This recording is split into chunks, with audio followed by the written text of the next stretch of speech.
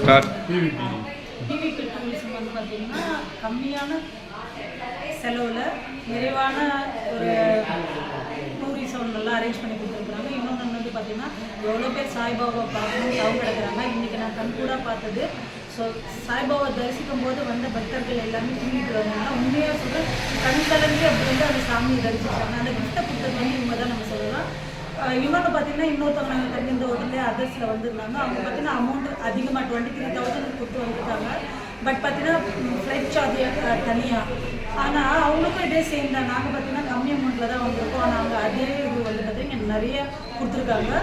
So very good. TVP வந்து பார்த்தீங்கன்னா middle class, low class, high class எல்லா பீப்புளுமே வந்து எல்லாரும் ஈக்குவலாக வந்து நடத்துறதாகட்டும், எல்லா பயனடைகிறதாகட்டும் டிவிபி ட்ராவல்ஸ் வந்து ரொம்ப சூப்பராக பண்ணி தராங்க சர்வீஸில்.